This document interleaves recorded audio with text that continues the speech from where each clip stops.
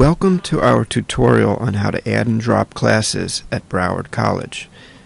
One of the main advantages of registering early is that you can reach out to your program or pathway advisor for a one-term plan so that you'll be able to register without having to come in and wait in longer lines. So before we get started in showing you how to log in and register for classes, I'm going to show you how to find your program or pathway advisor really quickly if you're not sure how to do so. If you were typing it in the browser, you would just broward.edu, just like that. Okay, and from our website, without logging in to register, under Student Resources right here, you would click the advising link right here. Okay, then it says View Pathway Advisors by Campus. Click on that. Now these are our 8 pathways. Let's say you were in the business pathway. We click on that. Okay. Now, by campus, so we have North Campus here, for example, Central Campus. Let's click on Central, for example. Okay. Now, these are the 3 advisors for the business pathway. Okay, and you have their names, phone numbers, emails, okay, and where they're located. And if you scroll down here, okay, if you're a bachelor's student, okay, you'll see the contact here for the BAS program. To log into your MyBC page, we'll start from the top right of the website. Click MyBC. Okay, and let's get started. So type in your student ID number.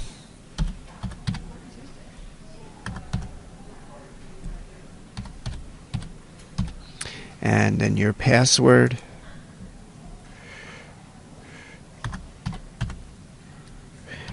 And as you notice here, your password is, unless you had it reset, it's 2-digit month, 4-digit year. So that would be, in case, let's say it was November, it would be 11, and then 1996, for example. You don't put in the days, just 2-digit month, 4-digit year. Then log in. All right.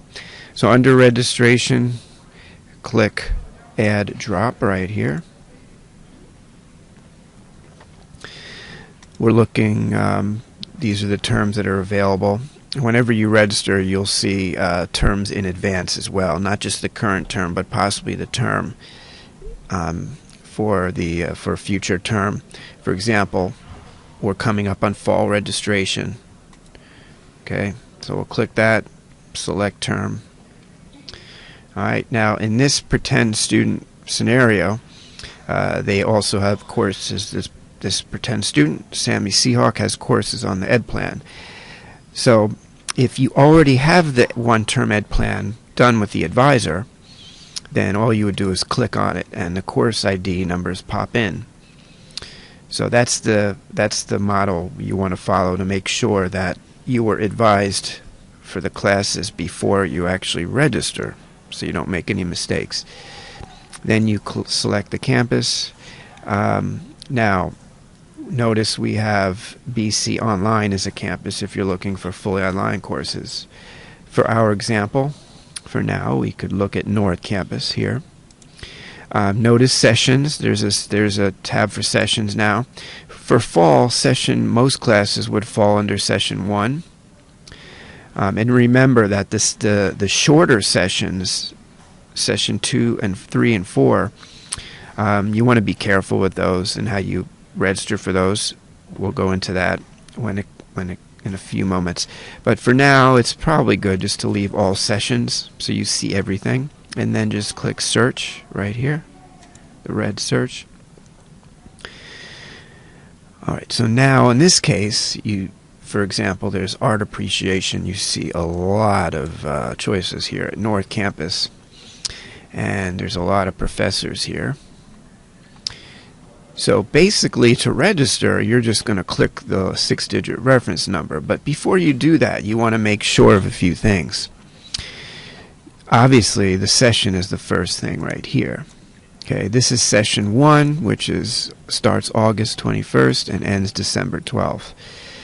Now, if you scroll down, like you see a session 2 here, that starts August 21st but ends October 12th. And session 4 begins October 17th and ends December 12th. So these are the 8-week sessions. So if you are, let's say, adding 2 classes for fall and you wanted to do one in session 2, then the other one should probably be session 4 for a balanced schedule. Usually that's the advice. But if you can find session 1 classes, that lasts through the 16 weeks.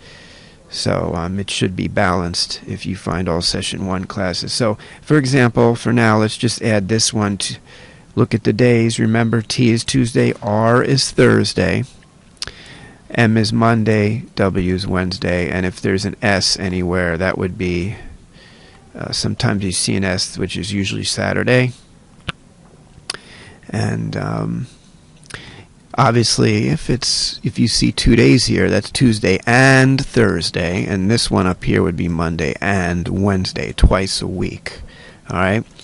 So let's, for example, click this one right here. So we click the 6-digit reference number, it adds it to the cart, and then you have to click Update right here. This red Update button.